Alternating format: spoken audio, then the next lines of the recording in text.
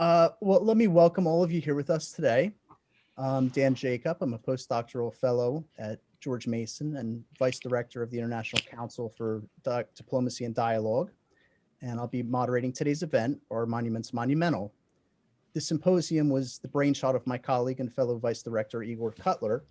And I trust it'll really generate a critical discussion on some of the issues surrounding monuments, not only from an interdisciplinary lens, but also from a cosmopolitan standpoint, as you'll see from the speakers involved in today's discussion here. So a brief word or two with regards to the organization. ICDD is an NGO that was founded by its co-directors, Steve Bronner and Eric Goslin, who will be presenting today. They established it with the intent of serving the interests of people caught up in conflicts in numerous hotspots, so to speak, across the globe. They've been engaged in international conferences in Paris and Geneva and Doha, and have initiated contact with various participants in several conflict situations, from Pakistan and India to Turkey and Syria. COVID has obviously complicated matters on the ground, so we've sort of pivoted towards virtual popular education activities like this event today.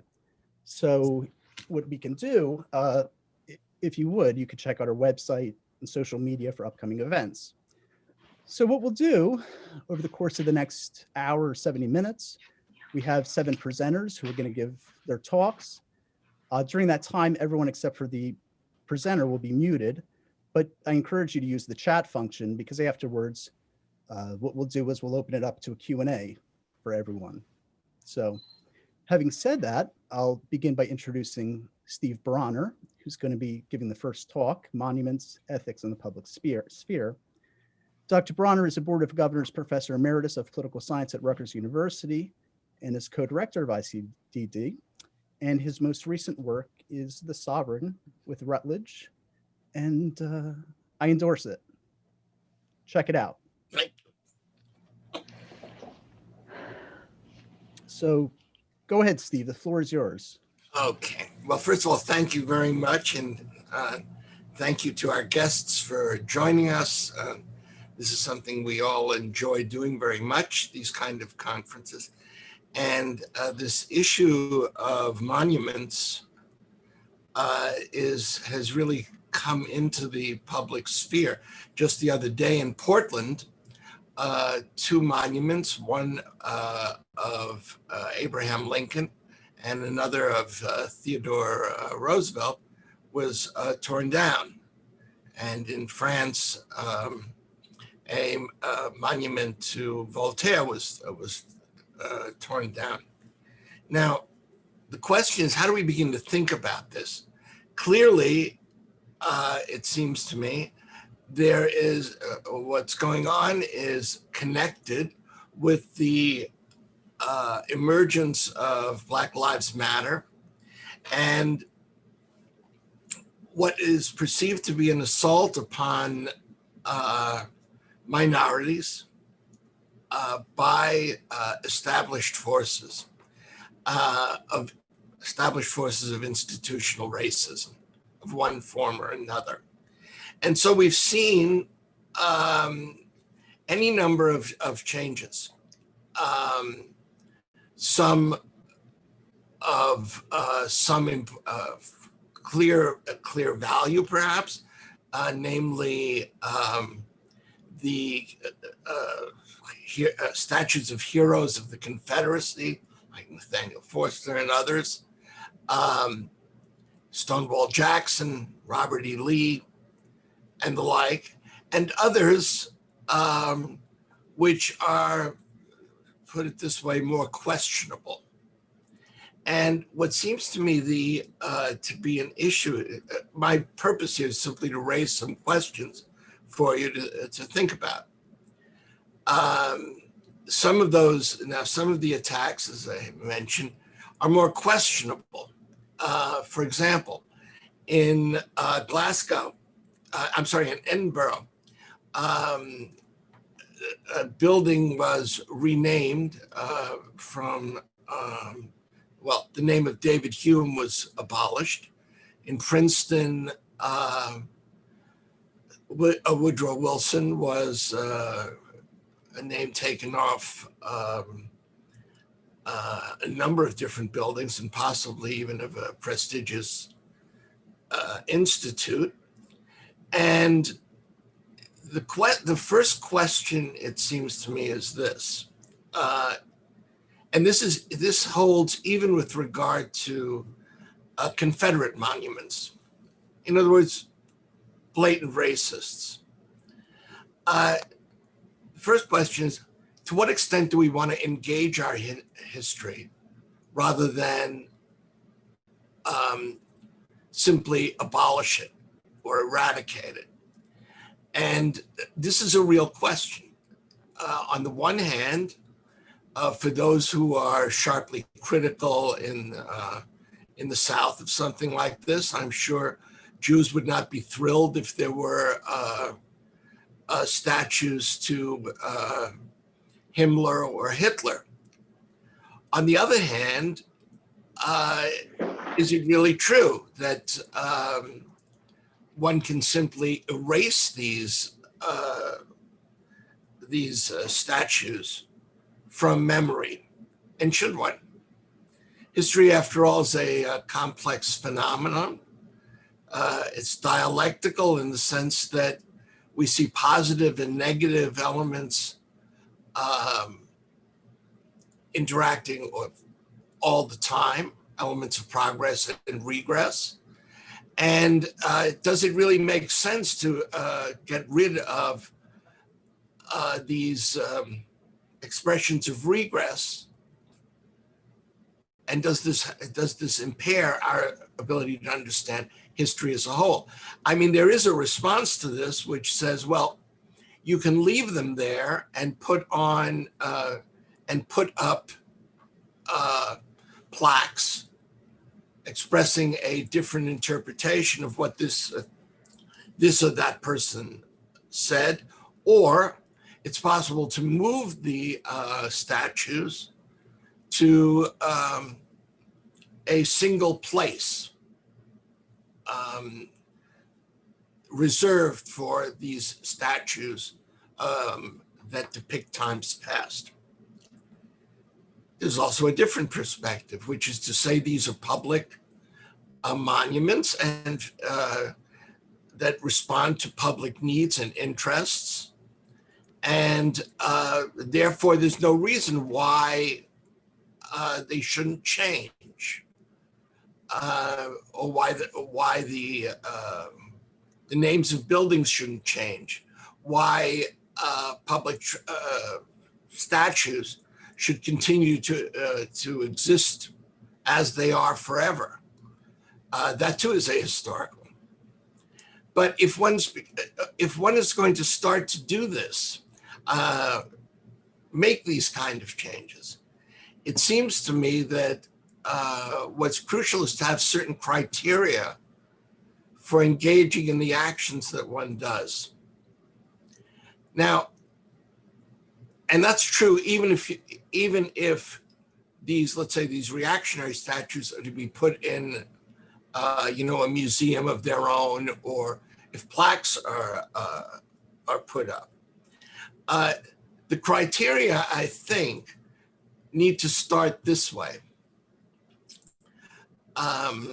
In the first instance, I think that it's important to recognize the difference between public and private attitudes. This is a very popular topic for postmodernists, and they attack the idea that there is a fundamental distinction between private and public. To my mind, unless one keeps that distinction, one winds up in a totalitarian situation. Indeed, the very purpose of totalitarian regimes is to make the private public. In other words, if you say something to your friend or your father that criticizes Stalin or Hitler, this itself becomes a public event and you can be punished severely. Whereas if one goes back to the core of liberal ideals and liberal theory, say with Thomas Hobbes, or with John Locke, or with Jean-Jacques Rousseau, or certainly with Kant. One of the radical things you see is it's the willingness to distinguish between public and private. And in terms of public, of course, what you're talking about is not microaggressions, but rather the impact of a particular figure on his community and on history. So let's take somebody like Thomas Jefferson. Thomas Jefferson, as is well known, had a relationship with one of his slaves, although he didn't make it public. He came from a slave state. He had an aristocratic bent of mind, with regard, obviously a kind of personal, what could be personally translated into racism. He had slaves. At the same time, of course, when you think of his public impact, not just in the United States, but globally, what you see is someone who stood for the Declaration of Independence, who was the driving force behind the Bill of Rights, who, from a radical standpoint, if one wants, almost a Trotskyite kind of standpoint, one could say he called for a revolution every 20 years and was even willing to entertain violence against oppressors. The blood of, the tree of liberty must be watered with the blood of patriots, as he said. Now, what's involved here, and you could do the same thing with Voltaire, who was indeed an anti-Semite. He also wrote a highly critical work about Muhammad, which, interestingly enough, Goethe picked up and gave a different, shall we say, more tolerant, more humane ending to. Voltaire, you can say, was certainly privately anti-Semitic. But is that why we remember him, or is that why we should remember him? Voltaire's the man of Calais. Voltaire was the prime exponent of tolerance in Candide, and a great exponent of liberalism in his letters from England.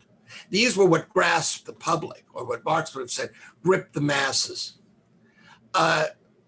How do you make a judgment between these two situations? And in my estimation, the place to begin, and I should say one thing more about public and private. This is the criterion that's used in the Baseball Hall of Fame. You have plenty of people in there who were racists, flat out racists, but who at the same time were great baseball players. And a decision was reached early that these players should go in for their achievements.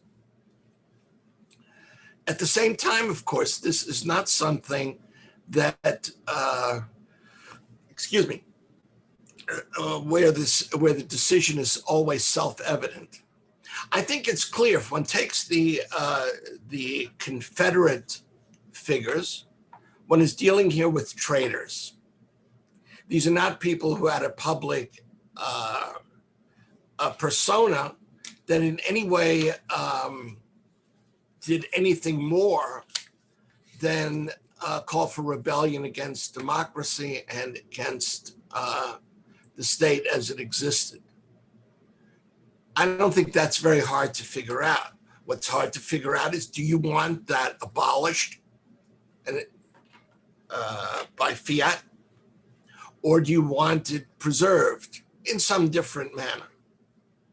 With regard to someone like Jefferson, I think if one weighs the public position against his political defects, I don't think it's or Voltaire, I don't think it's a very difficult issue either. The idea of simply looking for the defects is a kind of sanctimonious self-righteousness. How could this figure be anything but perfect, like I am? Because it's me who is condemning this guy. Now think about the people who are condemning someone like Voltaire or Jefferson. There has to be a certain humility in the face of what these people accomplished. And it seems to me one has to be willing to set priorities when making judgments about how they are to be treated by history. Even with regard to more complicated figures, I think one should consider this in the way one would treat a friend. Not everyone is, when you look at your friends, I'm sure each of you can find flaws when describing or analyzing your friends, except if I'm your friend, then it's a different matter, of course. But these flaws, the question is, do these flaws outweigh the qualities that make that particular person your friend? I think that's the way to begin in dealing with this. And there's no objective scientific way of approaching these matters. But that, I think, has to be taken into account. The way this is being carried on at the moment is, as I say, with a standard that a standard of perfection, a standard of perfect attitudes, which no one can meet, not even the person who's making the accusation. In fact, especially not the person who's making the accusation.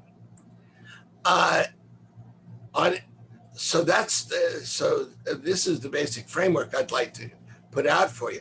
But there's one thing to remember, I think. And here a little caution, I think, is required, especially by progressives, because almost always when censorship is unleashed, it winds up attacking the left. And I would suggest to you, just in closing, this basic point. One of my favorite theorists is Max Weber, who's a conservative. You can even say in a certain sense, he was a warmonger insofar as he supported Germany in the First World War. But I learned a great deal from him. Max Weber once said, ideology is not like a taxi cab, which you can stop at the corner and say, I want to get off. That's also true with regard to issues of censorship or cancel culture. Once the dynamic is unleashed, it's very hard to put the genie back in the bottle. And it seems to me that whenever censorship or repression or this kind of historical obliteration occurs, this is never a virtue. It should always be considered an unfortunate necessity. Otherwise, one winds up recapitulating a dialectic of repression. Thank you. Thanks for that, Steve. Okay, so we have 6 more participants, and in order, I think, to give ourselves enough time for a good Q&A at the end, we'll just sort of move along. I'm taking some notes here. Again, participants in the audience, feel free to use the chat when we get to that point, and I'll collate them. So our next speaker is Antoinetta Ilia. She's going to be looking at collective memory, law, and the quest for peace. Dr. Ilia is Senior Associate Fellow in Law at the University of Santiago de Compostela, an expert, legal expert, with the European Asylum Support Office, and a visiting professor of international law and human rights at the Inter-American Academy of Human Rights in Saltillo, Mexico. So please take it away, Antoinetta. And if you could go for 10 minutes, and participants, if you could just watch your chat boxes once you're coming up on that. Normally, if we're at a conference, we have a little card we could show you, but look in the chat box. I'll let you know when you're coming up on time, okay? Okay. Thank you, Okay, Antoinetta. so can you hear me well? Yes. Thank you very much.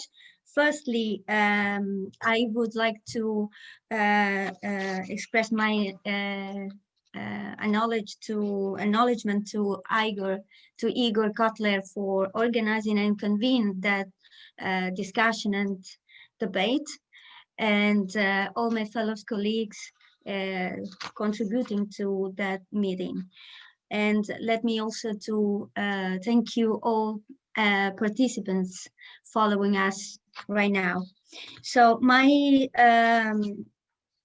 perspective is related to international law especially, but the idea is to make a distinction, not just to reflect on what is happening now, but what is happening in the past. What happened in the past? Why? Let me just start in relation to what also Stephen said. From the few words publicly expressed by the President of the Republic, the Italian Republic, just yesterday, in relation to the first and problematic crisis, which is the scale up of individualism, and both at individual level, so of people, and at level of state. So that's the point.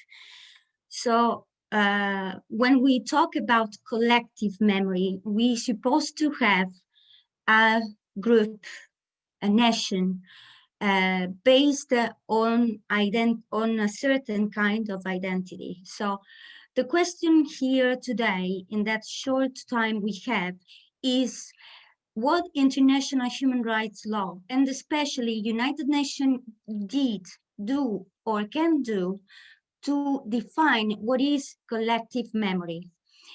And let me use the reference very recently did by last July 2020 by the Special Rapporteur of United Nations on the promotion of truth, justice, reparation, and guarantees of non-recurrence in relation to the distinction between memory and memorialization process.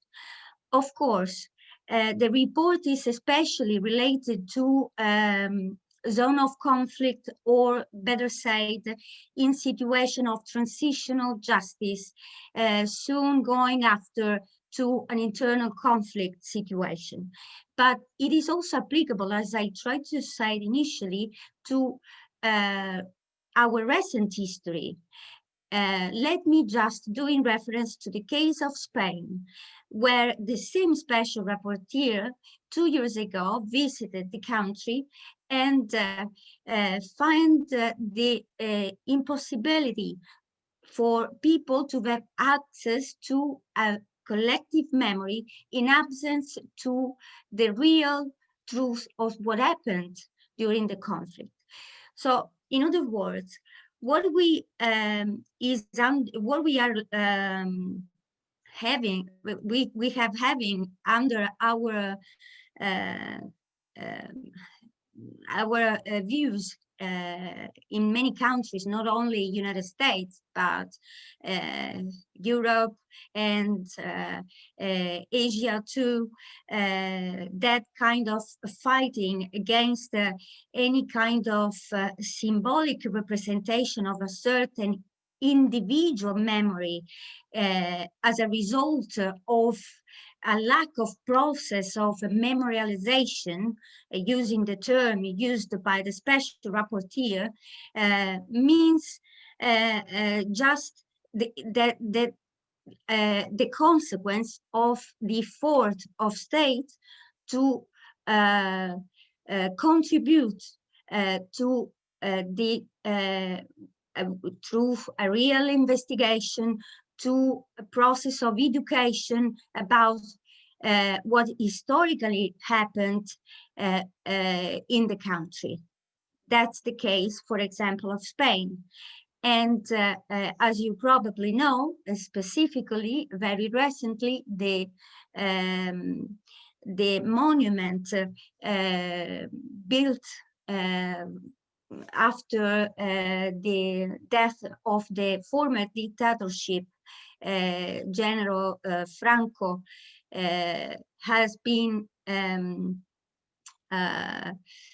removed by the present Spanish authorities in order to, as a symbolic way, to give justice to victims.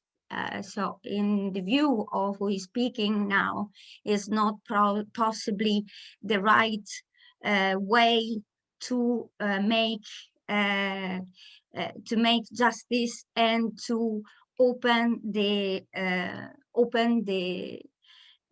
ways to a truth process, but it's possible considered as an initial point. So we must distinguish what is a representation of memory and what is the feeling of memory. So without we have not sufficiently time to do a reference to the limits to express thoughts and critics through the lens of international human rights law, but I would be very happy to also relate the current situation also on that specific aspect. So just to conclude and try to be in the exact timeline I received, let me make a reference also included into the report of the special rapporteur already mentioned at paragraph 29. Sorry, he recalled the guiding principles of United Nations adopted by the General Assembly by consensus. That's important, of course, related to the right to a remedy and reparation for victims of gross violation of international human rights law and serious violation of international humanitarian law, which is the resolution 60/147.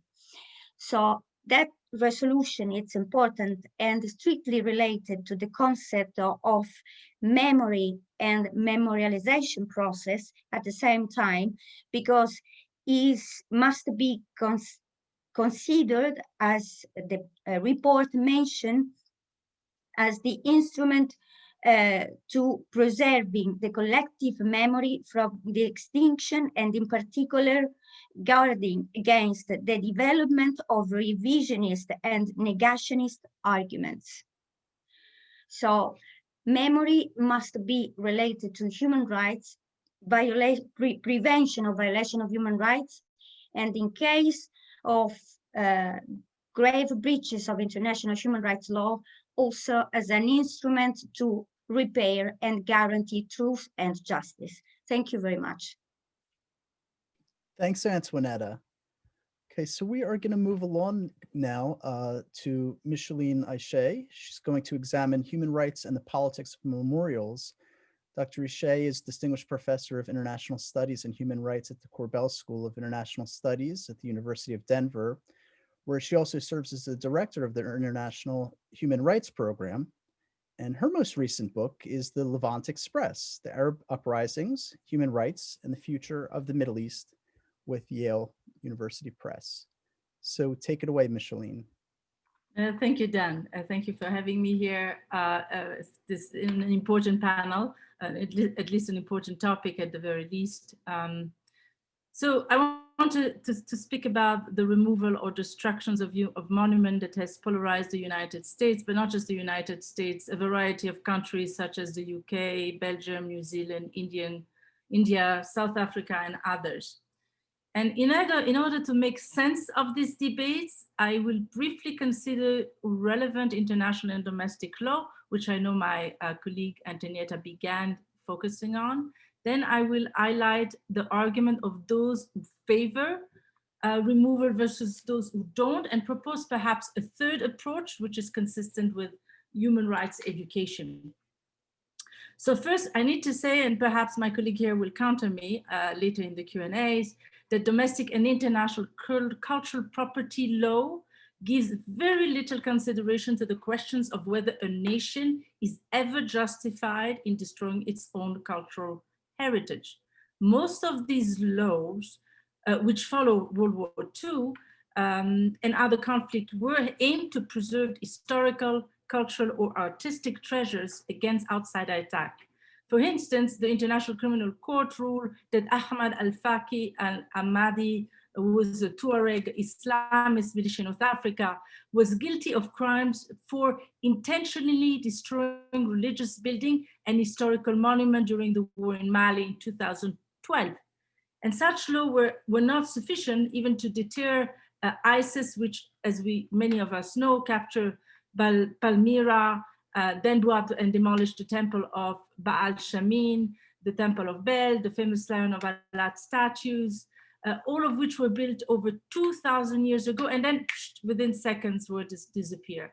So the United Security Council responded by unanimously adopting Resolution 2347, condemning the unlawful destructions of cultural heritage. Now, it is important to say this is not just with respect to international law, because in the United States as well, the Memorial Act of 2003 suggests in the same vein that anyone who willfully, and I'm quoting, injures or destroys or attempt to injure or destroy any structure, plaque, statue, any monument on public property commemorating the service of any person. So from the perspective of the international law and domestic law, the removal of property or statues are not very much, it's not very much tolerant, although there are minute difference between what constitutes federal law and state law, but I won't enter that discussion. So if it's not really from a legal standpoint, what could one argue from a political, moral, or human rights perspective? And here we may encounter some opposite positions in the name of human rights. So I will identify two camps. So those who want to remove memorial and those who don't. And then I will argue, well, as I said before, for a third path, a third position. In the first camp, consisting of those who wish to destroy controversial monuments and statues, we have people from different political persuasions. The argument go something like this. Removing historical monuments help facilitate the political healing of people who have been reached an acceptable level of social and economic equity and face racial discrimination. Such argument, I would say, that really carries weight only when social issues are still fresh and unresolved. For instance, few would contest old statues of Roman emperors who persecuted Christians centuries ago, as these persecutions in Europe are no longer relevant today. But in the United States, slavery is not just a bad memory from the past that can be sort of erased by a magic wand. Far from it. The hundreds of Confederate monuments erected after the Civil War celebrated men who fought to preserve slavery. It's a stark reminder that many African Americans have essentially remained second-class citizens, thanks to massive incarceration, disproportionate police brutality, and economic disparity. These are not the first monument to provoke protests, and they remind us of the purging of other historical landmarks, the symbols and relics that were associated with brutal leaders. And one can just name a few of them: Hitler, Stalin, Gaddafi, Hosni Mubarak, were removed with real popular zeal as they represented times of great injustice. So that's for the one camp. In the second camp, there are also those who wish to keep some of the memorial in order to reclaim a revered past. There is a nostalgia for the old Southern American way of life that has been reinvoked in recent months. But others in the same camp want to protect old and however controversial statue as a way to recall history, a history which, according to the famous Polish human rights scholar Raphael Lemkin, is one should never forget. So in that same vein, we know that there were concentration camps that stayed open for visitors as museums to recall the large-scale atrocities perpetuated during Nazism. So I'm going to just think about what could be a third path. And I want also to advance a few critical judgments to assess the possible fate of controversial memorials and statues. Number one, so destroying controversial monument is at first a form of symbolic empowerment. As Frantz Fanon recalled, in his famous book, The Wretch of the Earth, in that phase, slaves or even colonized people or other aggrieved groups reclaim their identity as they destroy symbols and memorials of oppression. The anger of injustice rushes through the veins of the persecuted, and shouts of joy can be heard as monuments of their oppressors are mutilated and toppled. This phase does not necessarily yield deeper economic and institutional changes, and this is what aggrieved people with others really need to keep inside. This is symbolic politics. And so there is also another danger.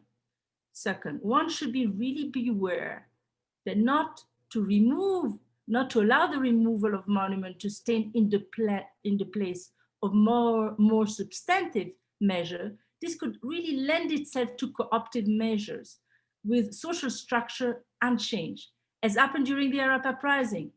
And so the question that I'm asking, will the Black Lives Matter movement follow a similar path?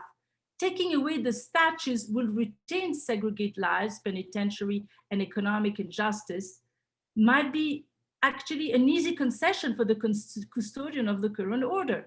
In that sense, the political rage that was associated with the removal of highly contested memorial would become inconsequential if these actions were not accompanied by a clear political agenda of redressing lingering inequity.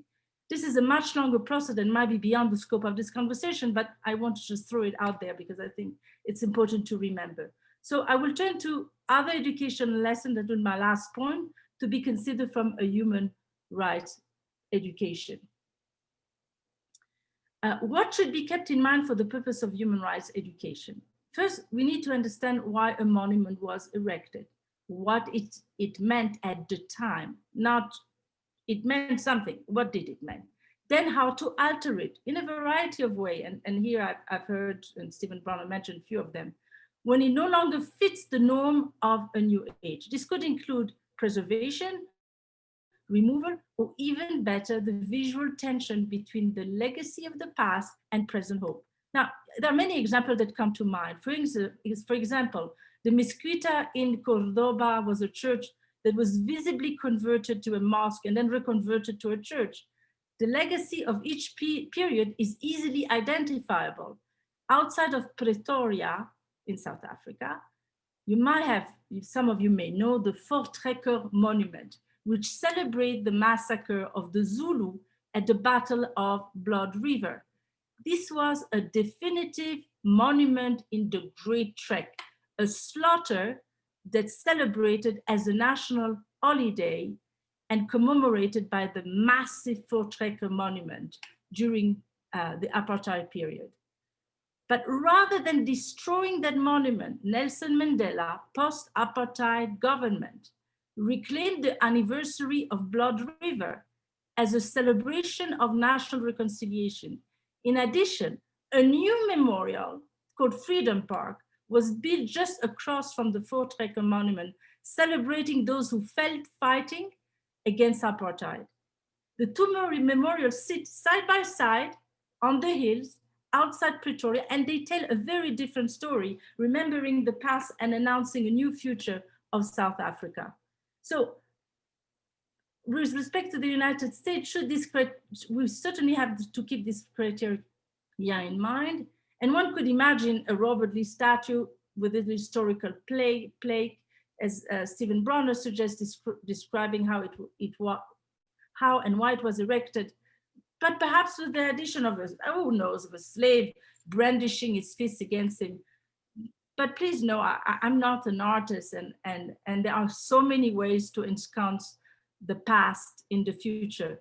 There is no need to annul the past, because once we annul fully the past, we keep doing the same mistake. But it can be morphed into a new present, preserving the sort of ontological tension between that which was and that which could be, is a formidable and yet a very important balancing act. Thank you. Perfect. Thank you, Micheline. Okay, so next we're going to be moving over to Wadud Hamad, who's going to take up Imperial Looting, the Iraq case. Dr. Hamad is a scientist, inventor, academic, and writer who specializes in nanoscience and nanotechnology and their impact on society and social progress. He's the author of 3 scientific books and numerous articles in journals like Nature, and his political writings have appeared as book chapters, as well as articles in places like Logos and New Politics. So please proceed, Wadud. Thank you so much, Dan. Very kind. Good morning, good afternoon, or good evening, wherever you may be. And I'm particularly pleased to be able to join you. And I'm particularly pleased to be able to follow in Micheline, so hopefully I can fill in the presentations that she made. I'd like to give some perspective of how monuments in general have economic values at the roots, and also give the perspective from the South. So far, we've discussed the particular aspects that are prevalent in the States or various parts of Europe, but the view from the South perhaps is something that we need to also take into consideration. So I've taken one example, which is Iraq, and what I wanted to start with is to remind everyone that on April 9th, 2003, after the fall of Baghdad, the first act committed by the US invading army, both symbolically and literally, was toppling one of Iraq's dictators' many statues in the country and raising the US flag in central Baghdad. That was 17 years ago. Yet, fast forward in 2020, the US establishment and many on both sides of the aisle have objected to the tearing down of statues and figures responsible for the slave trade. There is an intricate connection between the two events based not only in the political, which many have discussed before me, but quintessentially in the economic dimension. Why is that so? I'd like to propose the following in the next few minutes. Looting is fundamental to the functioning of imperial powers and establishes the modus operandi for their success and continuity. From the Romans to the US, rules were made by the powerful to govern and control largesse and windfalls from ancient wars to modern invasions. Office of the Treasury was as central to the Muslim civilization a millennium ago as to the British of the 19th century and the US of the 20th. Always the Office of the Treasury is central to every single empire and has been so and will continue to be, whatever the next empire will be. The economic value of the loot is the common thread that weaves through the functioning of empires. Toppling Saddam's statue in central Baghdad and raising the US flag on April 9, 2003 were both figurative and literal affirmations of power. After all, there is no value to economy if there is no power to be gained. Unlike the British, the Americans are straightforward and raw. The British were more desirous of subjugation than enabling the local population, which is the US admitted concern in so long as it serves their economic interests. The contrast here is almost 100 years earlier, when the British invaded Iraq, they were not really concerned with symbolism. They went, they took over, they ran. The mode of operation 100 years later is very different because of the advancement of, in my view, capitalist states, and also the public relations that is well crafted and well developed over the 20th century. So after all, it's all about economics, pure and simple. The war was waged for economic reasons, as well as strategic control over resources, waterways, airspace, for the primary purpose of securing as absolute as conceivable an economic superpower status. So looting land from the Native Americans and slavery, I think many would agree, have been the two most significant factors that enabled the burgeoning United States to rise to economic brilliance and control. I don't think you could have expected the United States to have become what it has if it hadn't been for the looting of native lands and slavery. Hence, the requirement of how people see these symbolisms that perpetuate and accentuate what has happened a couple of hundred years ago. And this is no different from what happened by the British in India or the French in Africa. And parenthetically, I believe, since I have two kids, it's a complete lie that we teach our kids to be honest and not to steal and lie, because obviously, if you look at history, only those who steal and lie can attain power and also secure success. So it's a dichotomy that is quite interesting, and a dilemma in some respect that enters into the field of ethics. How do you put together an ethical stance towards these monuments? Let's go back to Iraq. So if we fast forward from what happened elsewhere in the world, Iraq became the new cause célèbre for the United States to regain its economic prominence. I think what is happening, particularly now, 17 years after the devastation of the country, and the trickle, many, I don't know if have been following the leaked emails from the Obama era about what the deals that were struck between Iraq and the United States reveal some of what I'm talking about now. The US invading army, as it has become well documented and reported by the international press, safeguarded tooth and nail. The two ministries were only safeguarded when they invaded on April 9th, the Ministry of Oil and the Ministry of Economic Planning. Nothing else was protected or safeguarded for the duration of the initial invasion.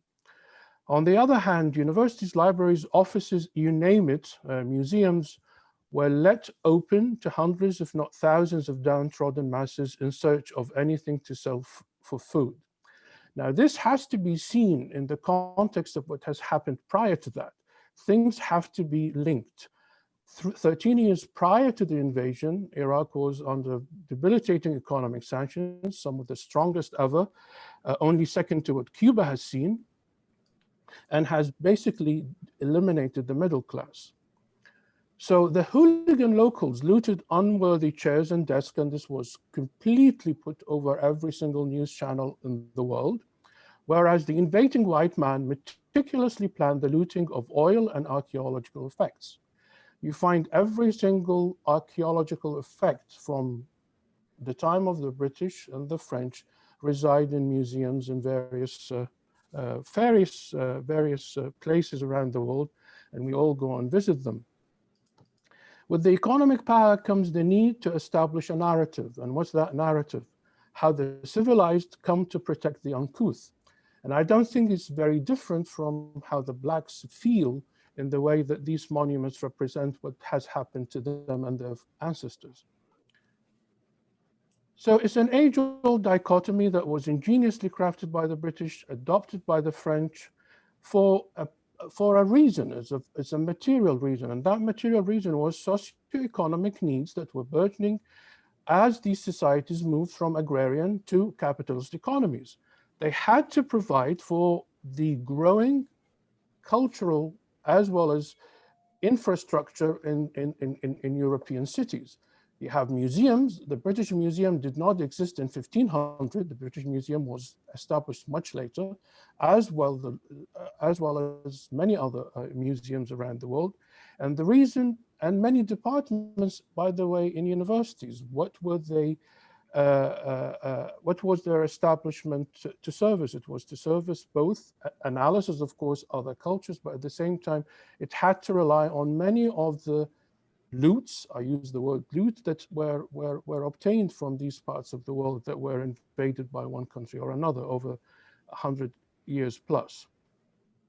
And we can go back in history and discuss that as well. So in my view, the fundamental aspect of how the economies of the invading countries require new forms and new material to allow to propagate what needs to grow in these societies and in the infrastructure of these societies. It's really what necessitates as well the looting of archaeological artifacts. You look at the Mets, if you visited the Met or the Smithsonian, and many universities, University of Pennsylvania and others, have some of the best archaeological artifacts that come from Iraq and other parts of the world. Now, without these, it becomes very difficult for these institutions to continue in the way they do. Moreover, intricate to the practice of looting is the deliberate erosion of collective memory. So you have the economic reasons why the invaders do what they do, but there is also another component that is very, very important that sometimes is eschewed, and that is how to erode collective memory. This is critical if obedience is demanded of the populace and subsequent calculated manipulation. In this light, I'd like to propose that in 2003, soon after the US Army invaded Iraq, few people who collaborated with the US Army, and one of them perhaps is well known to many in the United States, is Kanan Makia. He's been one of the main architects of the war and has been very close to the US Department of Defense, and particularly to the civilian part of the Ministry of Defense. He single-handedly, with the current Prime Minister, Mustafa al-Kadhimi, took thousands of tons, that's thousands of tons of documents from the headquarters of the Ba'ath Party and the Ministry of Interior. And of course, in every dictatorship or totalitarian regime at large, these two, the party headquarters and the Ministry of Interior, are very crucial elements where all the documentation.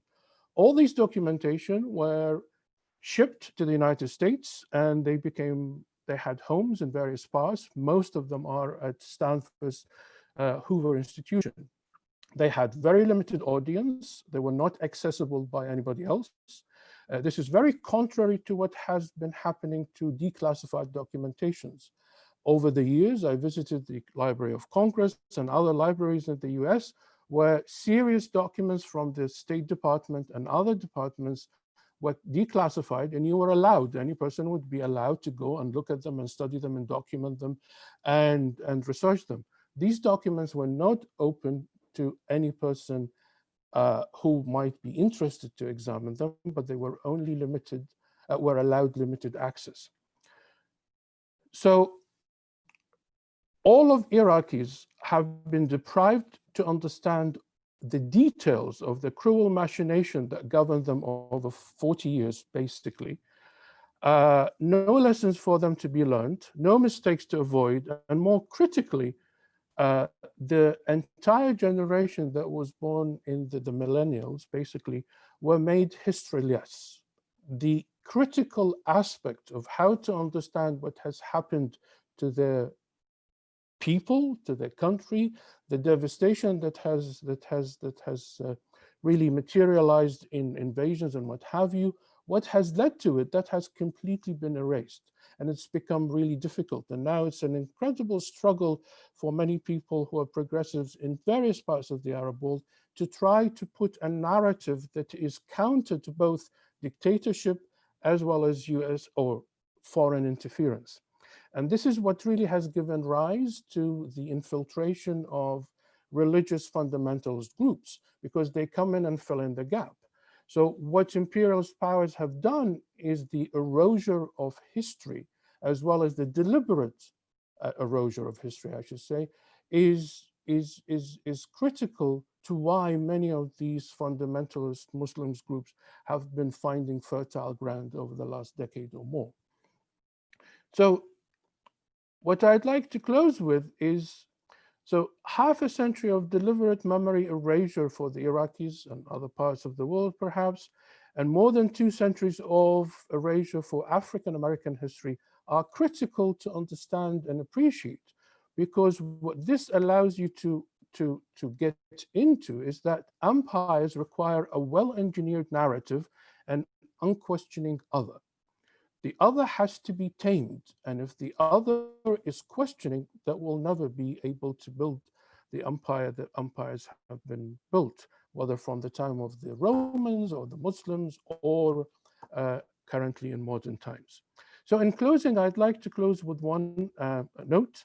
The cultural value of statues and monuments are not face values, simply artistic or informative in some respect, but they are subservient to the prime economic value and testament, particularly now in our capitalist economies. So with that, I'll pause, and if anybody would like to discuss that, or we move to the next speaker. Thank you so much. Thanks, Wadud. So we're gonna move on to Celine Kallick. She's gonna be asking, who are monuments for in London? Ms. Kallick is a journalist and an independent researcher based in London. Her focus is on energy politics as well as Turkey's foreign policy. And while living there in London, she's been covering Brexit as well as identity politics in the UK. So I'm gonna switch the hosting over to Celine because she has a presentation. Let me do that real quick, and then you can take over, Celine. I have just 4 pictures or 5 pictures to share with our audience. That's it. Thank you so much. Certainly. And then if you could just, at the end, just bring it back to me on the host side. Thank you. Okay, sure.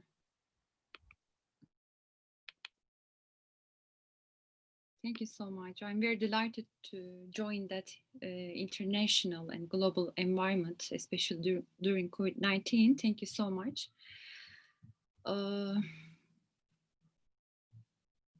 Yeah, this is the statue of Thomas Guy.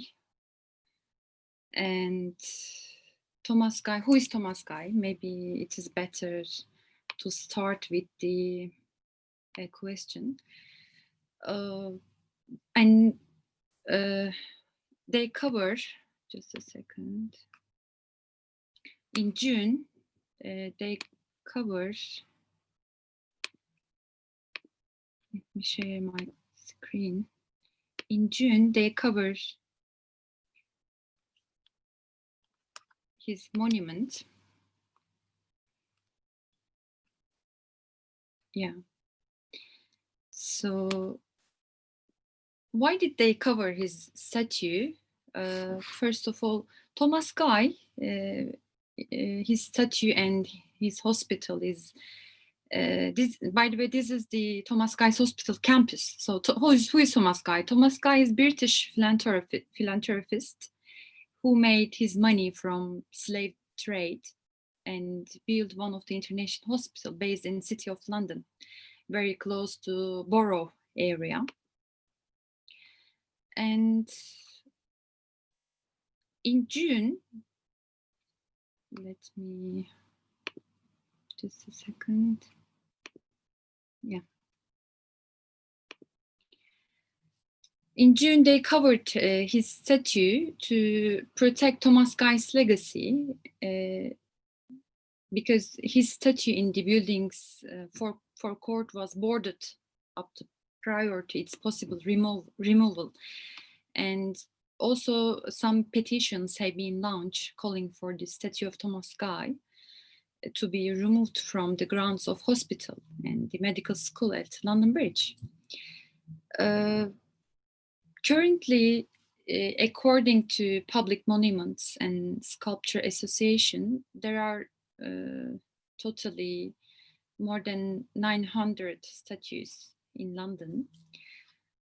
For some, these landmarks are part of British history, but for the others, on the other hand, those monuments are a daily reminder of oppression. So cities, towns, and villages across the UK will now need to decide who should be remembered. So my question is, how do you erase a figure from the past and rewrite British history again? Of course, this is a very important question.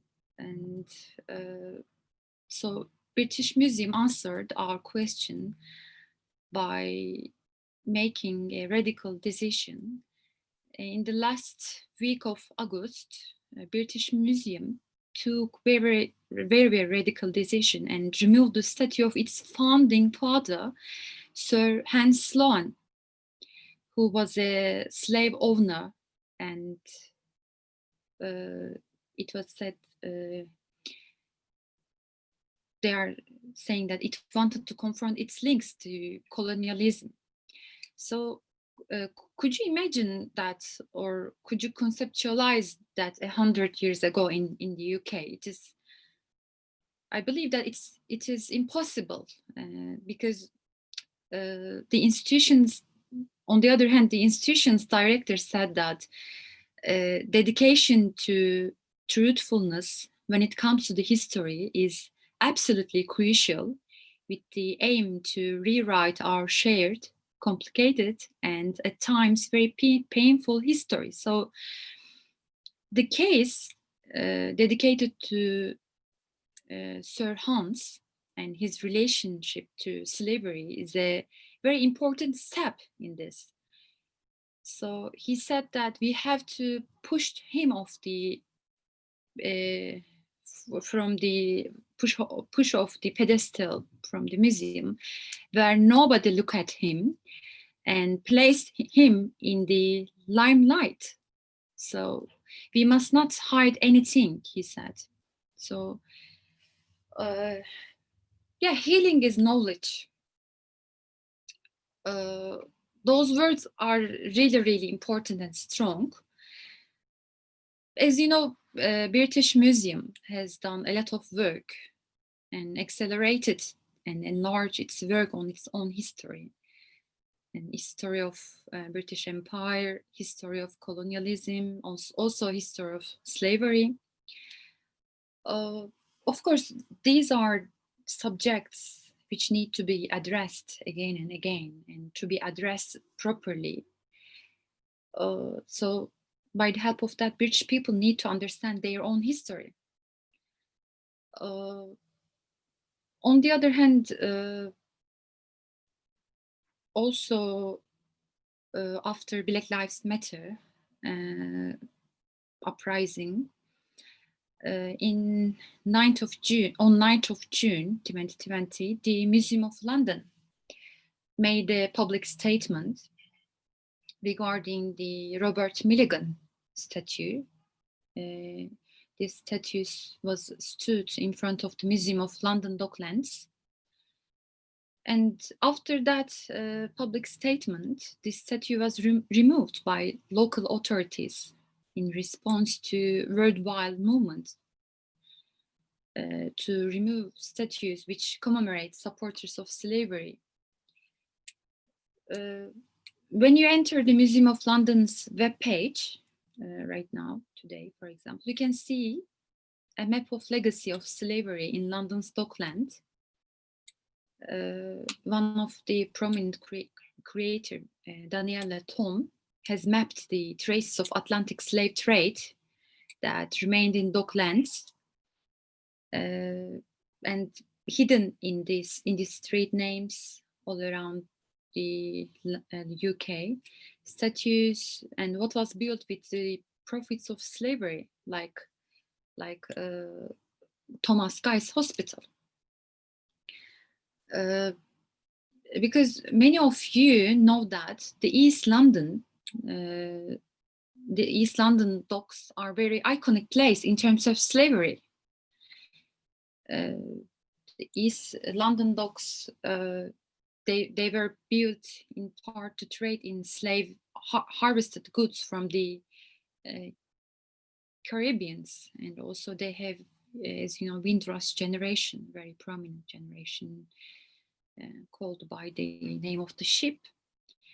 And the legacy of Atlantic slave trade is long, and it casts a shadow to those days. And when you see the Museum of London Docklands, it is surrounded by buildings, streets, and statues built with the profits of slavery. In many cases, also commemorating the owners and traders of enslaved people. As you can remember, British trade in enslaved African people was ended in 1807, and the legal condition of slavery abolished throughout the British Empire in 1833.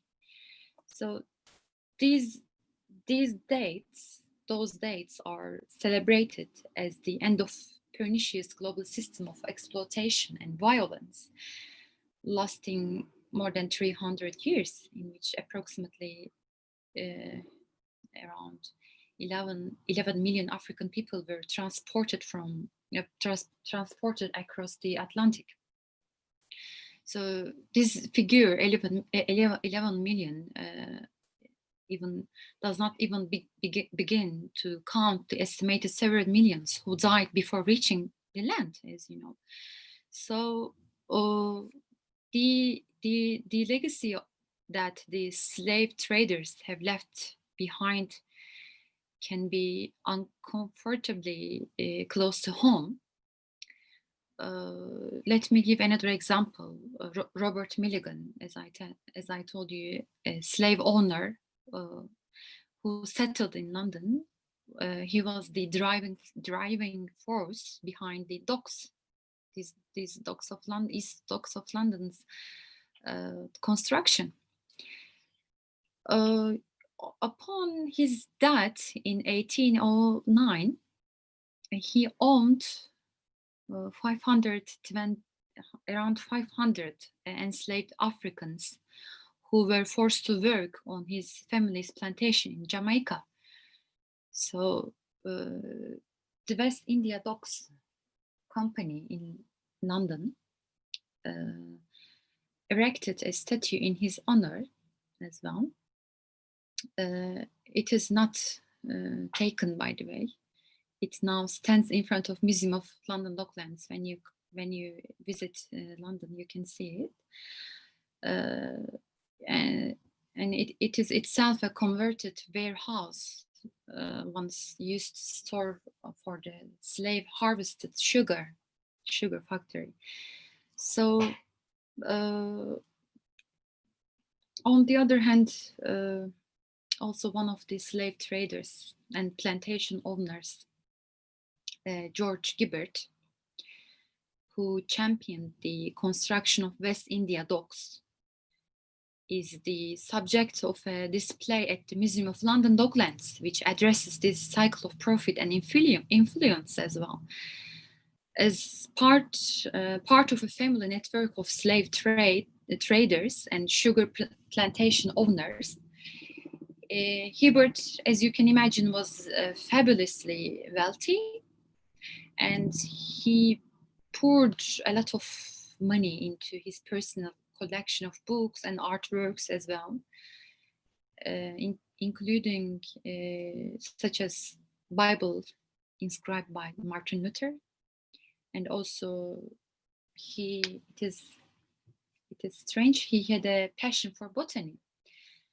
So also Hibbert donated money to charitable causes, on the other hand, including hospitals like Thomas Guy, and other poor relief committees in the UK.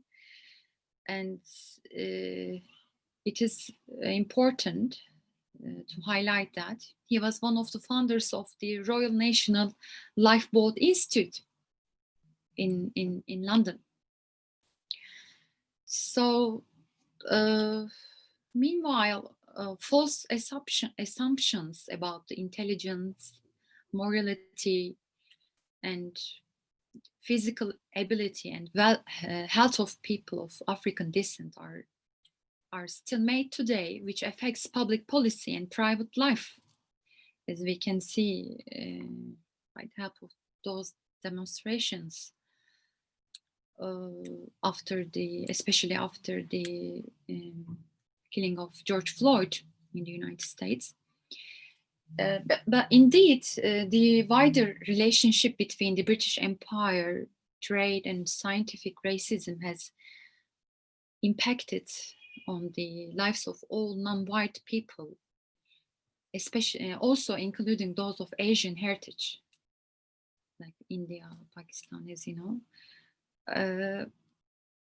Housing provision and education policies in the country, and as you can imagine, policing strategy, medical outcomes, employment statistics, all of these, in a nutshell, all of these things are inflected by the idea of racial difference. Sometimes consciously, sometimes not, but those are the realities. So our main topic is that the problem, as the other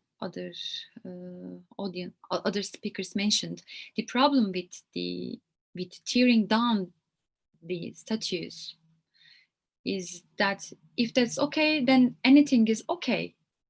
For example, as long as you can justify it to yourself. For example, we know that climate change is a massive issue all around the world, but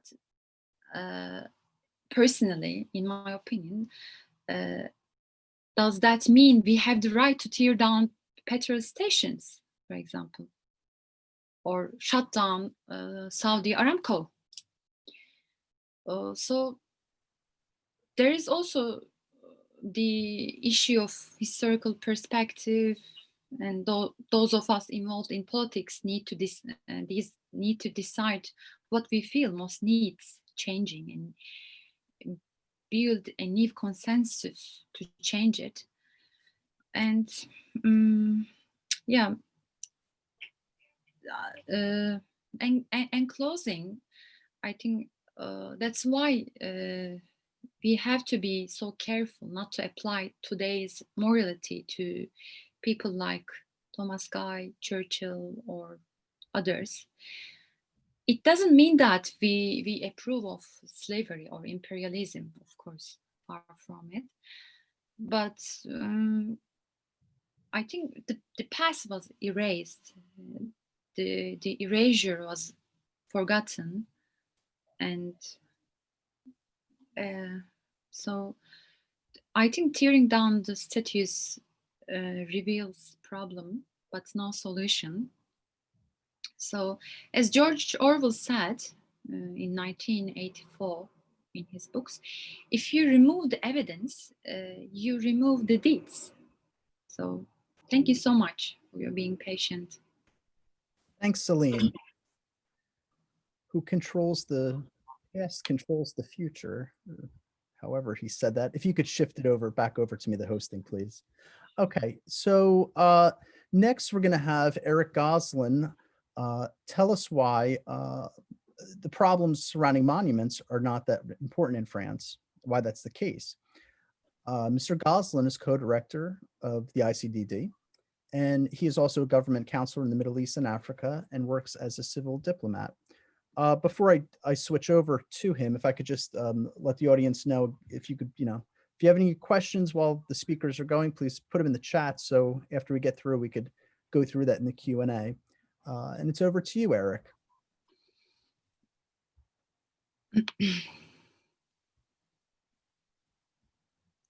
Eric? Yes, sorry. Oh, I no. didn't. No, I didn't open the microphone. So thanks for this very nice panel, and we learned many things about the legal situation, the history over the world. So it's very nice. The first thing that I want to say that when you see the history and all the revolution, and you can see as what would say, for example, in Iraq, all the extremists, the first thing, they will destroy all the statues and all the monuments. But we will speak about the situation in France. And we can see that in France, the situation is very different that what we can see in the States. For some reason. The first reason is the system, the education system. In French, what we learn in school that about the history, we say all the time the history is one. We have to learn all the history. And the second thing is that after what's happened in the States, so in France, we spoke more about the corona that you spoke in the States. The coronavirus was very important, and what I saw on the American channel, 3 months ago, you didn't speak many about the corona. It was a minor problem, perhaps because your president was like that. But in Paris, we spoke only when you saw the TV, we spoke only about the corona. The third difference is the police. In France, the police is a national police and not like in the States. So the problem with the monument is not new in France, and perhaps we spoke before the States about this problem. I will give you an example about Martinique and Iceland, France. In 1970, sorry, people cut off the head of the statue of Josephine de Beauharnais, that is Napoleon's wife. So we start very early about that. And we saw many events in France and the starts, I think 6 or 8 months ago. For example, the first event that we saw on May 22, the people unrolled the statue of Victor Shoulder. And after I will speak a little bit about Victor Shoulder. And on June 6th, we saw a very big demonstration, and they wanted to unroll the statue of Colbert. So it was the French people were very surprised about that. And it was very interesting, the answer of the French President Macron, he said on interview on the French TV on the June 14th that the Republic would not abort any statue in France. And most of the political people from the left or from the right agree with him. So what we can see in France, the people who organized all the demonstration was an association, and they called themselves La Ligue de Défense Noire Africaine, the African Black Defense League. And when you hear them, when you can read what they wrote, we can see that very extremist. There are some racist, anti-white, and a part of them are very anti-Semitic.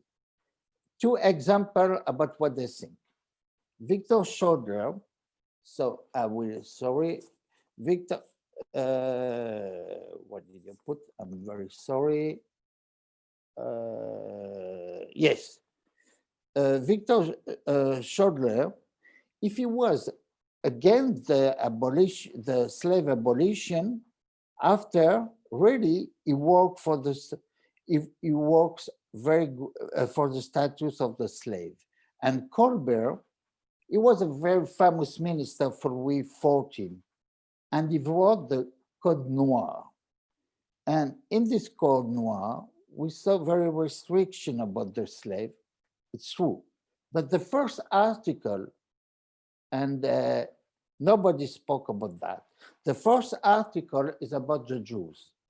The Jews must leave the colonies, and before, and so it's so strange because all the associations that we spoke about about them, so they don't speak about the first article, and many people was very unhappy about that. And in Colbert, when he wrote the Code Noir, we can see in the second article, he wrote that the black are human beings and they have a soul. So, and it's the first time that we spoke about that in the French history.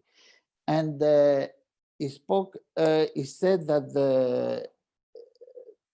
the owner of the slave don't have to, it's forbidden for them to have a sexual relation with a slave. So I'm not a specialist about the monument, so I will speak only 5 minutes.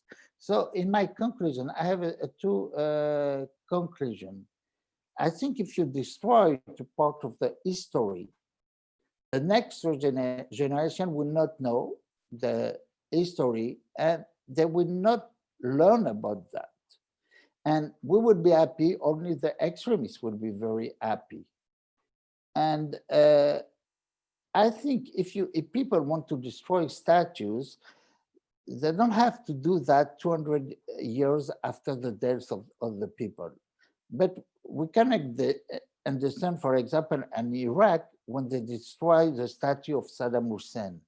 So to destroy a statue, we can do that, okay, 2 minutes, 1 year or 2 years after the revolution, but not 200 years after.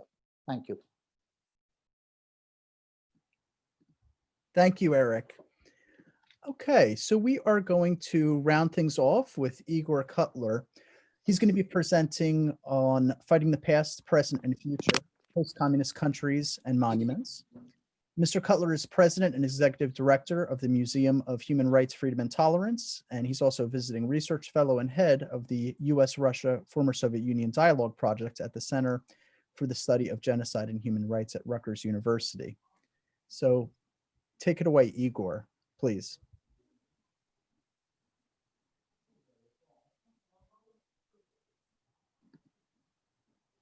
You're muted. I'm sorry, you're muted, Igor.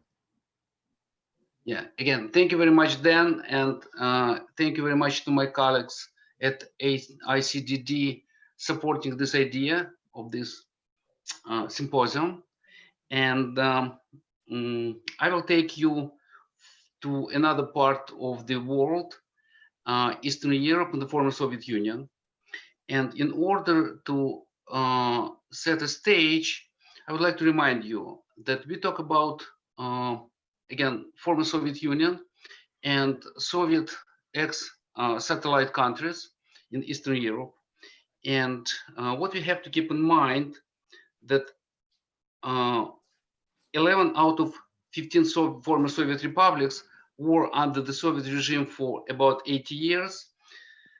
The rest 4 plus all East European countries were under communism for between 39 to 42 years. Okay, more than a generation. Also, we have to remember about what came out of the Soviet bloc and the Soviet Union. I would say three type of political regimes: new democracies, authoritarian states, and semi-authoritarian states. And all of countries of this part of the world, I would say, inherited or even suffer from Soviet and or communist legacy. This is very important to set our stage. So, and after 1989, when revolutions or changes of regimes began in Eastern Europe, and after 1991, when the Soviet Union fell apart, there were real sweeping revision of history, okay, in this area of the world, and I would say sweeping revision of the monuments. So what happened with the monuments in this area? I would say there were three major tendencies. Number one, preservation. The preservation of Soviet monuments, for example, communist monuments, happened in Russia more almost completely, and in Belarus fully. Okay.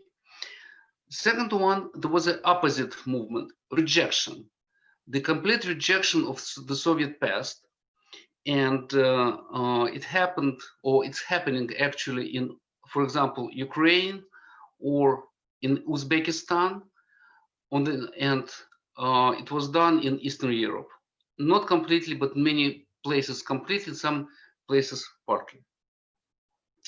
Now, and acceptance when they deal with this Soviet past or communist past, like in Bulgaria, they accept many parts of this past, many monuments accordingly, or in some former Soviet republics, maybe like Georgia or Kazakhstan. Okay. So there are several trends in this huge area of the world.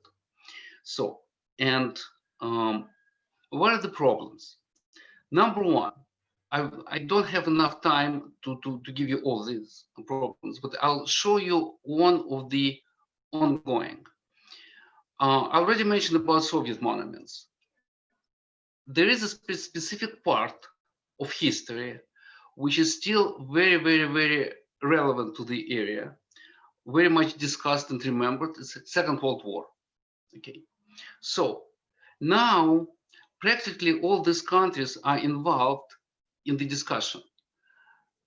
It was liberation or new occupation. What happened in 1945? Did Soviets liberated or occupied? Okay. Until recent time, the theory was, I mean, the whole concept was, yes, it was liberation. Now more and more they talk about occupation, new kind of occupation. Sometimes they equalize Nazis and Soviets or communists. In practical steps, what happened? For example, in Poland, 200 monuments of Soviet soldiers were moved to special parks. I would like to, I'm not so savvy like Celine, just I would like to show you this way. Okay, probably you can see it. In Estonia, there was a big story of the so-called bronze soldier, which was erected in the public place in Tallinn, in the capital of Estonia. The government decided to remove this monument to some kind of military cemetery. There were riots between Russian-speaking population in Estonia. But finally, it was removed. There were many protests from the Russian side. There were some supporters of Russia actually among Westerners, but it was removed. Another example is, for example, Bulgaria. In Bulgaria, this is in Sofia. There is a monument also dedicated to Soviet soldiers. Yeah, I don't have a color picture. You can see graffiti. You can see Captain America. You can see, I believe, Santa Claus and some other figures. Okay, this graffitis was done very artistically as a protest against the communist past. On the other hand, it was not done not just one time, several times, but also sometimes there were graffiti with anti-communist as well as anti-Semitic slogans over there. Okay, so it's kind of a strange reaction toward the communist regime. So now, from this point, there is a very interesting question. This kind of what? They want to get rid of Soviet as well as communist kind of occupation, this memory, or this is about Russian occupation. Because Ukraine and Uzbekistan were part of the Soviet Union, okay, which fought against Nazis. Ukrainians and Uzbeks were soldiers and officers of the Red Army. But now in these two countries, they're removing everything Soviet, okay? Not only monuments dedicated to the Soviet Army as liberators, but also to any monument dedicated to the Soviet Union. Sometimes comparatively innocent figures of flyers or peasants or whatever, of course with the Soviet context. And the question is, it's anti-Soviet, anti-Russian, or it's a mixture? It's a very, very kind of interesting and I would say to some extent disturbing question. I'm not fighting for Russia here, but what we can have here the perception, okay, what the Soviet Union was about. It was a communist domination or Russian domination? It's a very important question, and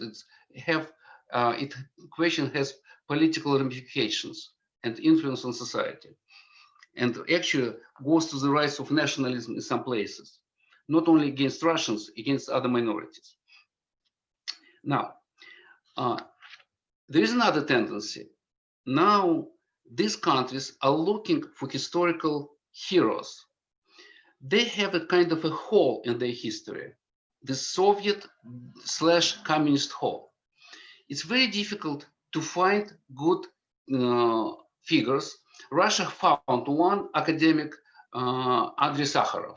Okay, they have now Sakharov's statues somewhere in Russia. On the other hand, a prominent dissident. On the other hand, they rehabilitate some countries of those who collaborated with Nazis. For example, Joseph Tiso in Slovenia, who was the head of the Slovakian government under Nazis. And now Slovakia has several small monuments of Joseph Tiso and his Minister of Finance, Ferdinand Durchansky. Or, let me put this way, these countries are divided, in my opinion, not my opinion, for our conversation, in several categories. Those with the old history of statehood, like Russia, Poland, or Hungary, or Georgia, or Armenia. New, comparatively new, like Romania, or Bulgaria, or Serbia.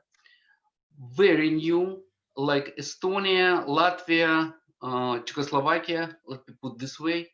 And newest, like all Central Asian post-Soviet republics, Azerbaijan, Belarus, Moldova, Latvia, not Latvia, sorry, and Moldova, for example.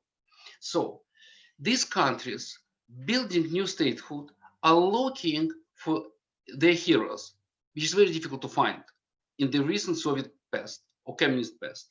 So, and they try to find these figures, but sometimes these figures have very difficult past because they collaborated with Nazis under the pretext of the liberation of their countries. And for example, one very kind of strange example, it's happening in Latvia and Estonia, in Armenia. In Armenia, a few years ago, they erected the monument to Garigin Njdeh. Okay, Garigin Njdeh was a fighter for Armenian independence, but during the Second World War, he led a Nazi Armenian unit, which fought in the former Soviet Union and in France. He received 25 years after the war in the Soviet court.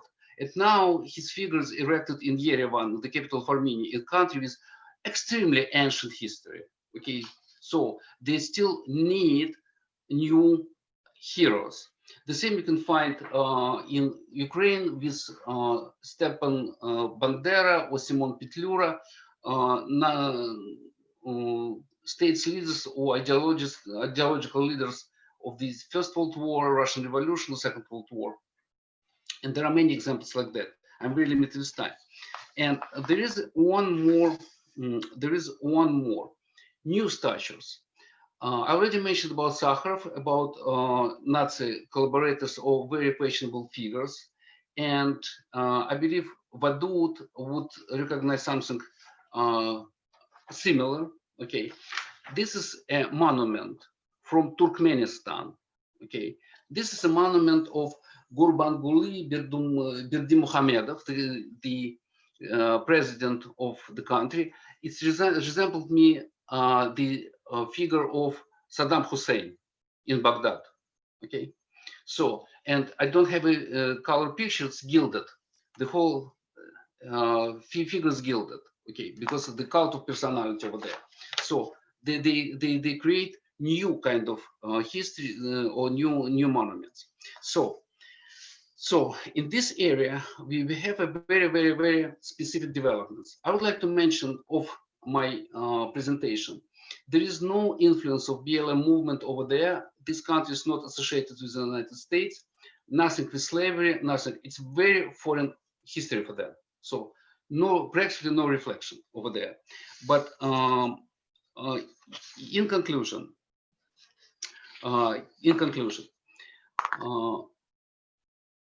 with monuments, we have a very complex problem.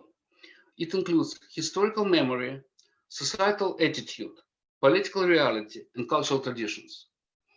Very different from place to place. Okay, one story in England, another story in France, third story in the United States, and fourth story in Russia and many other places. So I would agree with my colleagues, starting with Steve and going to Eric and Celine and others, that we have to look at the background, but where we have a problem with the 20th century, when evil was evil, Nazi or communism, it's evil. Okay, how to deal with this, with Stalin or Hitler and their collaborators and supporters. And we have people in previous times with a very different historical setting, with different values and thoughts. This is a matter of discussion, and this is matter of our collaboration to maybe, because I see this symposium as a little bit practical beginning of the bigger discussion dialogue with different organizations and governments about what should be preserved or what should be removed and how it should be dealt with. Okay, I'm talking about monuments. Thank you. Thanks, Igor. Thank you all for your talks. I don't see anything within the chat that wasn't addressed, so I think perhaps the way to proceed in the remaining time we have left, if anyone has any questions, perhaps they can use the raise hand feature and we could go through that way if you have any questions for the individual speakers.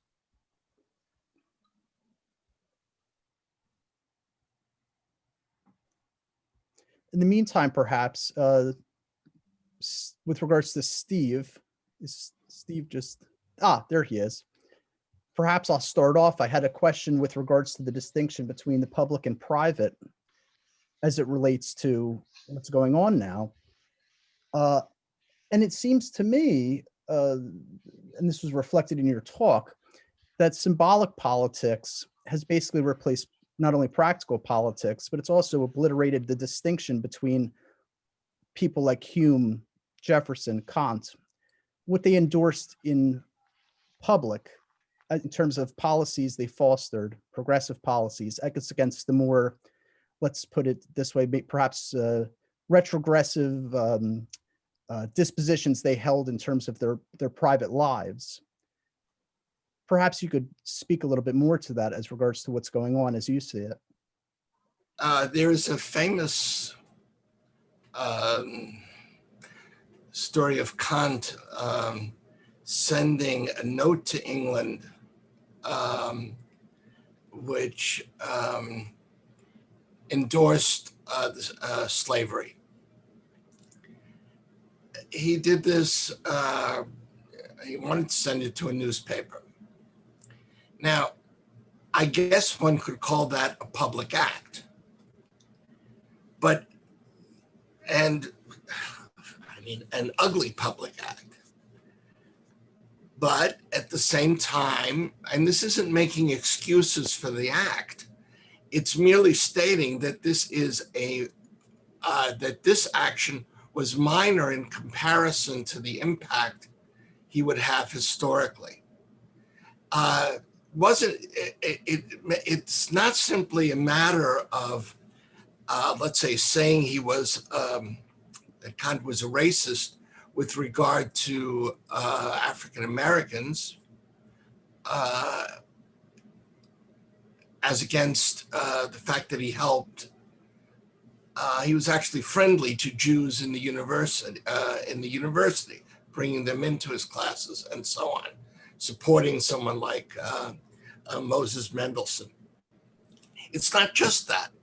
It's that, and I think Eric pointed this out. We think of this now 200 years later, and what was the fundamental impact that he made publicly? Was it to foster intolerance and prejudice, or was it to foster a new cosmopolitanism, the exercise of reason, and the like? There is no, if one's looking for saints, they're not going to be found among philosophers and especially among politicians. Marx was, you can certainly make an argument, he was prejudiced against Jews. He certainly was prejudiced against Russians. And yet, what becomes evident as one sees is that was a very minor element of his general outlook and of his impact. I mean, that's the historical way of viewing it. I think that would fit even in terms of material interests with what Wadud was discussing. But there's another element as well. With regard to Kant and his value, or claims that his racism, which appeared particularly in his anthropology, influenced Hitler or led directly to Hitler. There was a young woman who wrote a no offense, completely idiotic piece in Facebook claiming that Voltaire's anti-Semitism led directly to Hitler. Yeah. This is not just historic, it's historically wrong, because the entire nationalist enterprise in Germany, First World War and thereafter, targeted Voltaire as its enemy. He incarnated the enemy. German Kultur is against French civilisation. The depth and of experience of German culture as against the frippery and rationalist character of the French. Even these are stereotypes, but these stereotypes had power. With regard to Kant or Voltaire, whatever their personal prejudices, the public impact and the public character of their theory, its critical nature, called their own prejudices into question. And one has to make that the judgment on, if I can put it this way, with an eye on the absurdity of seeking to make someone a saint before a statue can be built. That will never happen. That won't happen if one's looking at politicians forced to make sacrifices, and even the greatest individuals who retain the residues, the prejudicial residues of their societies. There will be no statues if that ideal of perfection is introduced. Actually do have a question here from someone in the chat that was wondering with regards to the moving of controversial statues to museums with write-ups with them. And this person is wondering how those of you on the panel would see this happening. Basically, what would this look like in practice or in practical terms? So that's sort of open to anyone really on today's panel, if anyone wants to take a stab at that. Can you briefly repeat the question? Oh, yes, certainly. So they are asking the moving of controversial statues to museums with write-ups about them. And they were wondering about how that would basically look in practice, or I guess how you would, if you would endorse such a move or not. If I'm misstating it, they could certainly restate the question. You want to take that, Micheline? Well, sure. I think that there are three options. Either you remove, or you put them in museum, or you put those statues in dialogue with the current time. And what makes sense is to have commissions. Commissions, just as the commissions we had during the Wall Street, when the Wall Street was destroyed, there were commissions as to what type of monument will come in lieu of the one that was destroyed.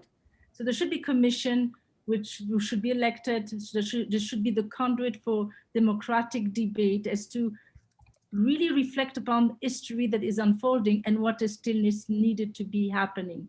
So I think that there can be extraordinary conduit for education if we have such commissions that are just both either appointed and at the same time elected by popular consensus.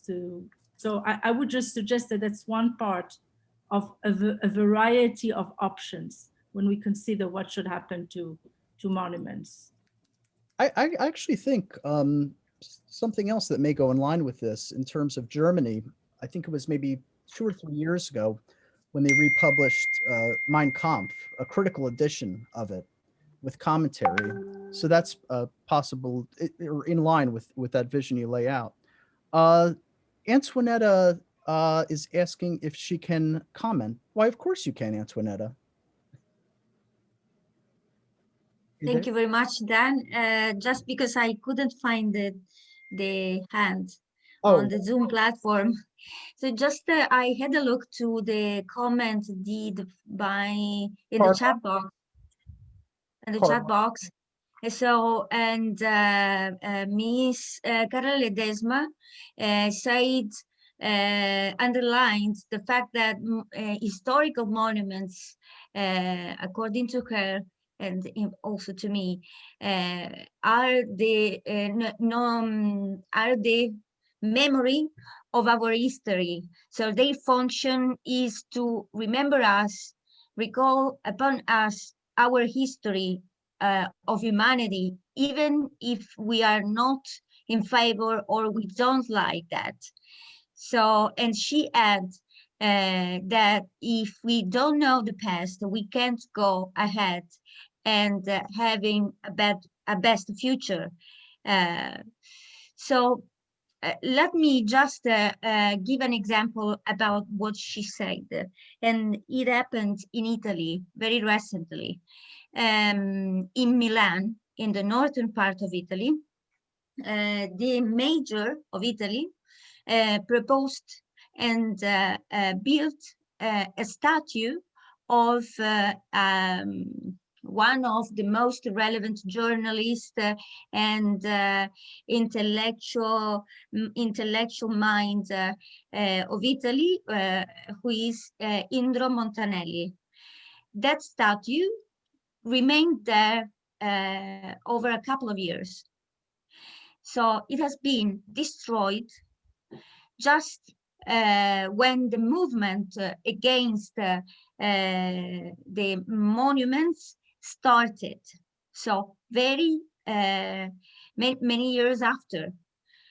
That means that without that movement, even if the person represented in that statue supposed to have been married a young, not supposed to, he married a young girl in the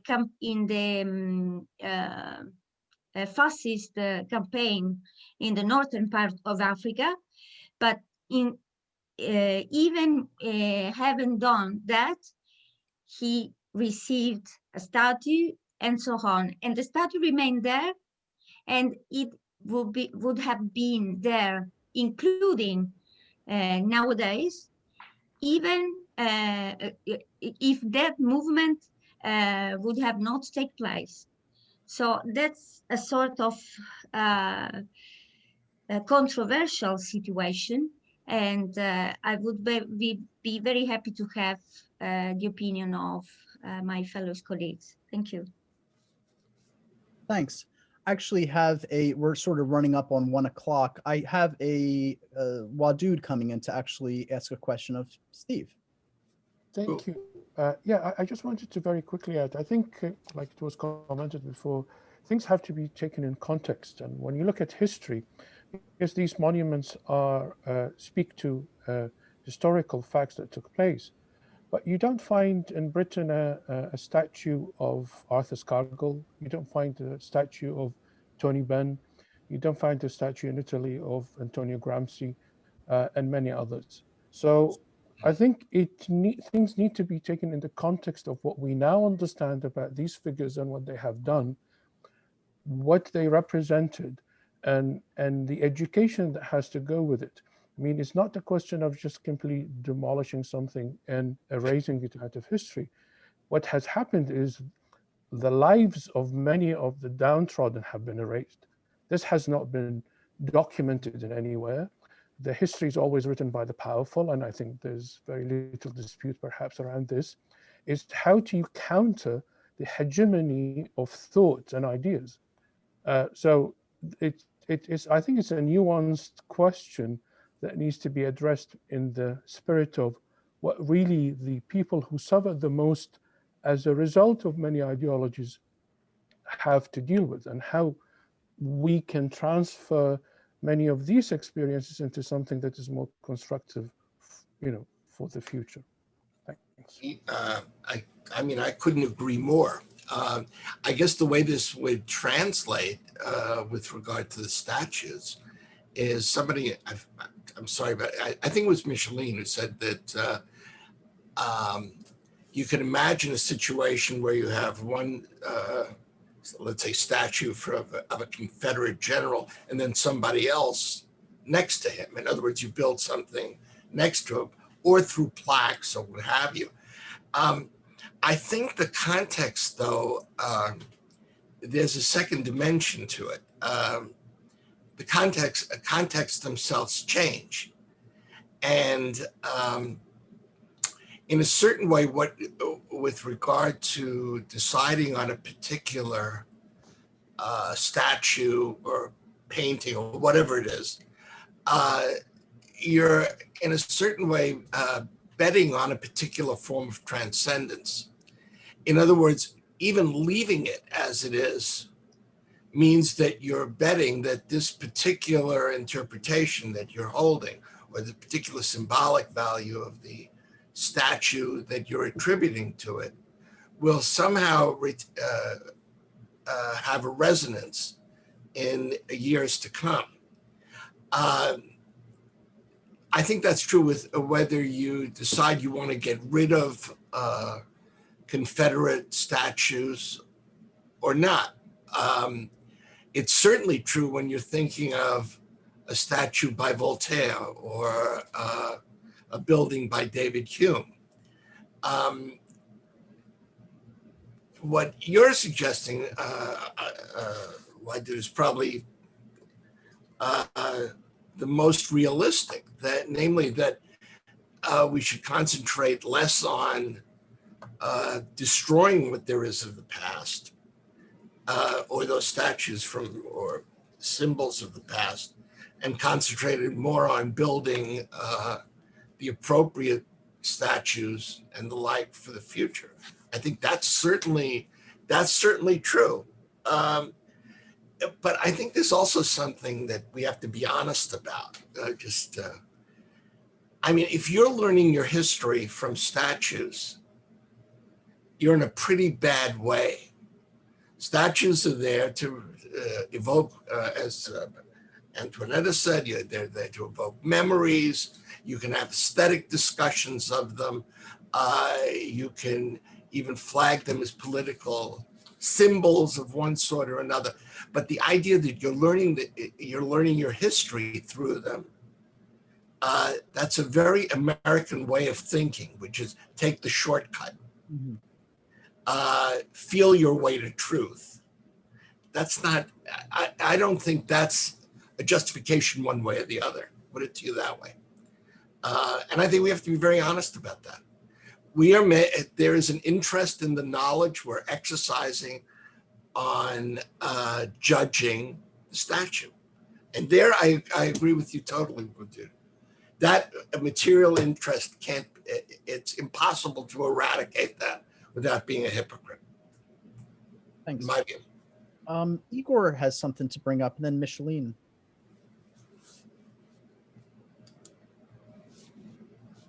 Just very quickly, maybe to echo some point which Steve made.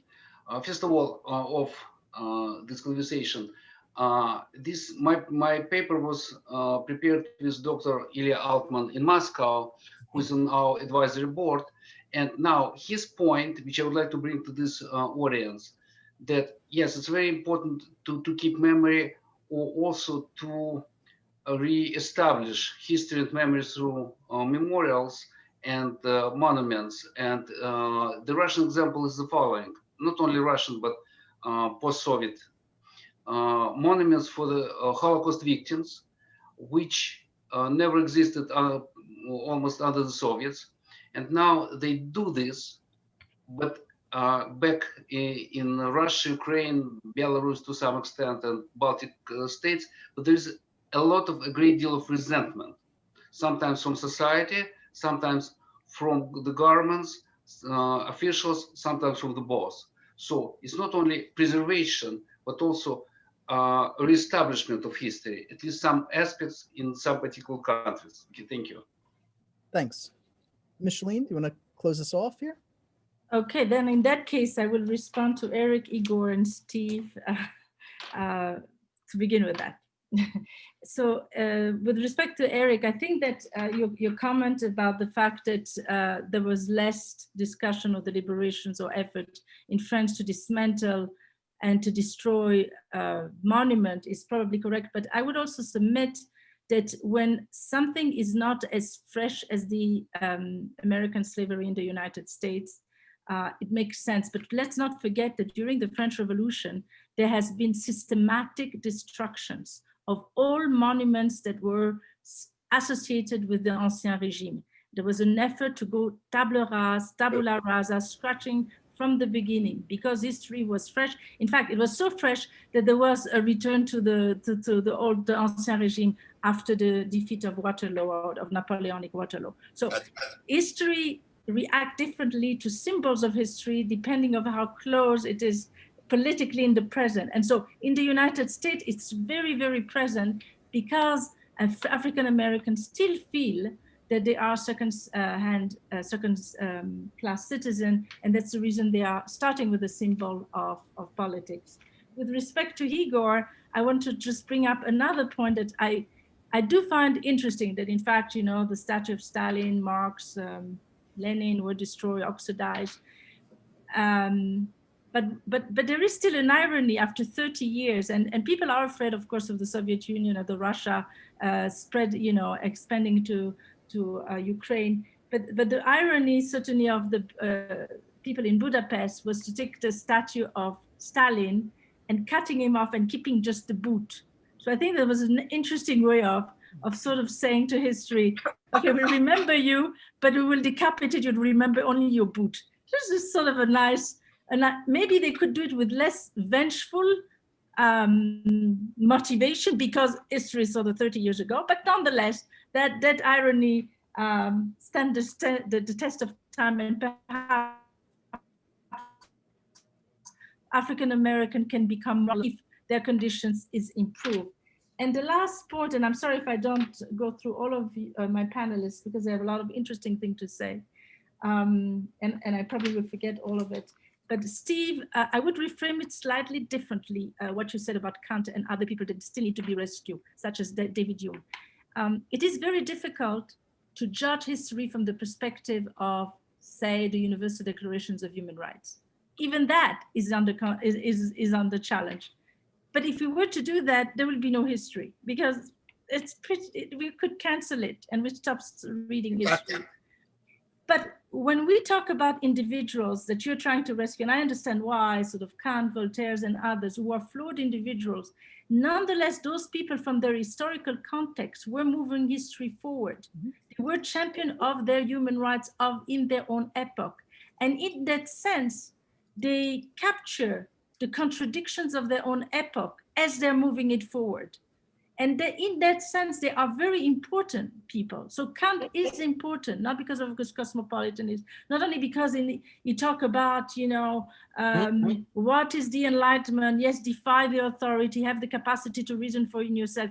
And yes, you know, he had flaw. He believed that they were passive and active citizens.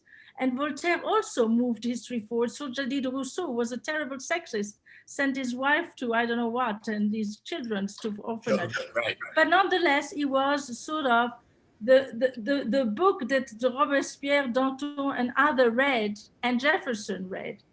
And that moved our history of human rights forward. So in that sense, with all the float, I think we have to look at those individuals as moving history and as containing the seeds of the contradictions of their own era, and therefore are still very important and not to be dismantled. Sorry, I'm gonna miss Wadud, who has, I did like the Gramsci, where's the Gramsci statue? By the way, it still exists in some streets of Italy, but you know, you're right. We are talking a lot about removal, and we never talk about the beginning of reclaiming some traditional figure who were extremely important, and maybe that should be also part of the conversations. And I forget me, Celine and Antonietta, I know I'm going past my time, and Dan is already making sign that I should stop. What sign? I'm not making any. Oh, sign. I mean, I misinterpreted that. No signs. No, that was. I think you encapsulated everything very well, Micheline. So thank you for that. So yeah. So at this point, I just want to thank all the speakers for presenting today, as well as the audience for being here. I'm going to put in the chat here our website that you can check out for future events.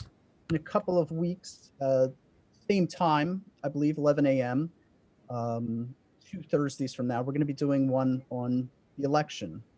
So if you would, if I can get the chat right, I think I just sent it to one person. Let me do this again. Dan, if I can add something, Please. perhaps we can ask our guests to just send us their emails if they're willing, so that we can start to make a list of that would be wonderful as well. our activities.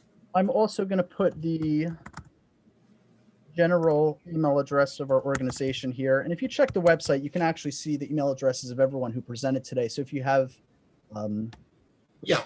percolate later, you know, you could reach out to any of them, and I'm sure they would be happy to get back to you and continue the dialogue. So having said that, thank you all again. Until next time. Thank you. Thank you. Thank you to all of you. Bye-bye. Bye.